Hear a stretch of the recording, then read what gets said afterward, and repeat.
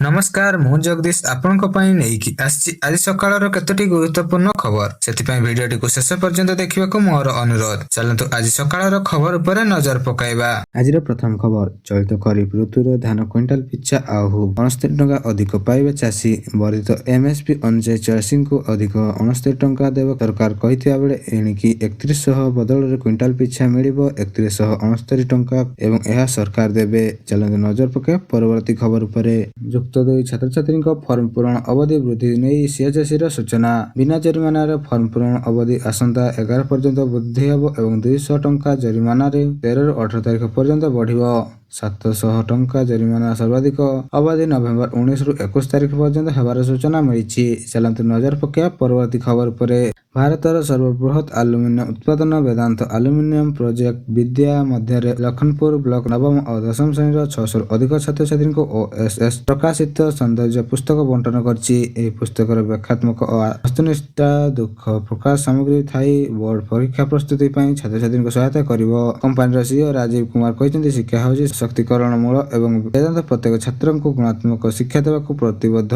Lakhanpur BEO ମଧ୍ୟ କହିଛନ୍ତି ଯେ ଏପରି ପଦକ୍ଷେପ ଛାତ୍ରଛାତ୍ରୀଙ୍କୁ ଆତ୍ମବିଶ୍ୱାସ ଓ ପରୀକ୍ଷା ପ୍ରସ୍ତୁତି ଉନ୍ନତ କରିବ।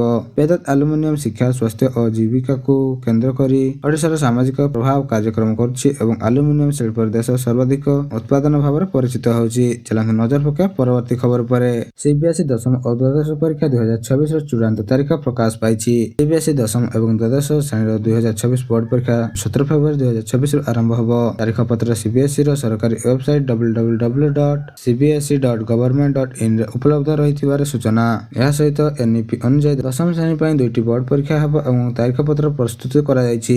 40,000ରୁ ଅଧିକ ବିଷୟରେ ମିଶ୍ରଣ ଧ୍ୟାନ ରଖିଥିବା ବେଳେ ଯାହାର 2ଟି ବିଷୟରେ ଏକ ଦିନରେ ପଡ଼ିବ ନାହିଁ। ସକାଳ 10ଟାରୁ ଆରମ୍ଭ ହେବ ପରୀକ୍ଷା ଏବଂ ଛାତ୍ରଛାତ୍ରୀଙ୍କ ପାଇଁ ବିଷୟ ମଧ୍ୟ ପର୍ଯ୍ୟାପ୍ତ ବ୍ୟବଧାନ ରହିବ। ପ୍ରବେଶିକା ପରୀକ୍ଷା ପାଇଁ ତାରିଖ ବିଚାରକୁ ନେଇ ବୋର୍ଡ ପରୀକ୍ଷା ସମୟ ଶେଷ ହେବ ଏବଂ ଛାତ୍ରଛାତ୍ରୀଙ୍କ ପାଇଁ ତାରିଖପତ୍ର ସିବିଏସଇ ୱେବସାଇଟରୁ ଡାଉନଲୋଡ କରିପାରିବେ। ଚାଲନ୍ତୁ ନଜର ପକାଇବା ପରବର୍ତ୍ତୀ ଖବର ଉପରେ। ପାରାଦୀପରେ 45,000 କୋଟି ନିବେଶ ଏବଂ ଏୟାରପୋର୍ଟ ହେବାର ଘୋଷଣା। କଳିଙ୍ଗ ବାଲିଯାତ୍ରା ମହୋତ୍ସବ ଉଦ୍ଘାଟନ ସମୟରେ ମୁଖ୍ୟମନ୍ତ୍ରୀ ମୋହନ ଚରଣ ମାଝୀ କହିଛନ୍ତି ଯେ କେବଳ ପାରାଦୀପକୁ ନେଇ ରାଜ୍ୟ ସରକାର 45,000 କୋଟି ଟଙ୍କାର ପୁଞ୍ଜି ବିନିଯୋଗ ପ୍ରକଳ୍ପ ତୈୟାର କରି ସାରିଛି। ପାରାଦୀପରେ ଏୟାରପୋର୍ଟ ଗଠନ ନେଇ ଯାଞ୍ଚ ଚାଲିଥିବା ବେଳେ ଖୁବ୍ ଶୀଘ୍ର ଏହା ପାଇଁ ଔପଚାରିକ ଘୋଷଣା ହେବ ବୋଲି ସେ ସୂଚନା ଦେଇଛନ୍ତି। ପୁଣି ମୁଖ୍ୟମନ୍ତ୍ରୀ କହିଛନ୍ତି 2016ରେ ପ୍ରଧାନମନ୍ତ୍ରୀ ନରେନ୍ଦ୍ର ମୋଦିଙ୍କ ଘୋଷଣା କରିଥିଲେ ଯେ ପୂର୍ବ ଭାରତର ବିକାଶ ପଥ ଭାବେ ପାରାଦୀପ ଏବେ ପୂର୍ଣ୍ଣ ରୂପରେ ଗଢ଼ି ଉଠିବ। ଶିଳ୍ପ କରିବା ପାଇଁ ରାସ୍ତା, ରେଳପଥ, ବନ୍ଦର ଓ ଏୟାରପୋର୍ଟ ଅଭ୍ୟନ୍ତରୀଣ କାମ ଚାଲିବ ଏବଂ ଓଡ଼ିଶାରେ ପ୍ରଥମ 8 ଲେନ୍ ରାସ୍ତା ପାରାଦୀପଠାରୁ ବଡ଼ବିଲ ପର୍ଯ୍ୟନ୍ତ ତୀବ୍ର ଗତିରେ ହେବ। ଏହା ସହ ପ୍ରତିଷ୍ଠିତ 4ଟି ନୂଆ ପ୍ରକଳ୍ପ ପାଇଁ ଏମଓୟୁ ସରିଛି, ଯାହା ହେଉଛି ବାହୁଦା ବନ୍ଦର ଗଞ୍ଜାମ, ମହାନଦୀ ମୁହାଣ ନିକଟରେ ଜାହାଜ ନିର୍ମାଣ କାରଖାନା କେନ୍ଦ୍ରାପଡ଼ା, ପୁରୀରେ କ୍ରୁଜ ଟର୍ମିନାଲ, ସବୁଜ ହାଇଡ୍ରୋ ପ୍ରକଳ୍ପ ଇତ୍ୟାଦି। ଭୁବନେଶ୍ୱରରେ ଚିପ୍ ନିର୍ମାଣ ପାଇଁ ମଧ୍ୟ ବୁଝାମଣା ହୋଇସାରିଥିବା ବେଳେ ଯାହା ସଫଳ ହେବ ଚିପ୍ରୁ ସିପ୍ ପର୍ଯ୍ୟନ୍ତ ଓଡ଼ିଶାର ନେତୃତ୍ୱ କରିବାକୁ ସମର୍ଥ ହେବ ବୋଲି ମୁଖ୍ୟମନ୍ତ୍ରୀ କହିଛନ୍ତି। ସରକାର 16 ବର୍ଷ ମଧ୍ୟରେ 21ଟି ପ୍ରତିଶ୍ରୁତି ମଧ୍ୟରୁ 11ଟି କାର୍ଯ୍ୟକାରୀ କରିସାରିଥିବା ବେଳେ 2036ରେ ସ୍ୱତନ୍ତ୍ର ଓଡ଼ିଶାର 21 ବର୍ଷ ଉପଲକ୍ଷେ ବିକାଶ ଓଡ଼ିଶା ଲକ୍ଷ୍ୟ ସାଧନ ପାଇଁ ଅନବରତ ପ୍ରୟାସ ଚାଲିଛି।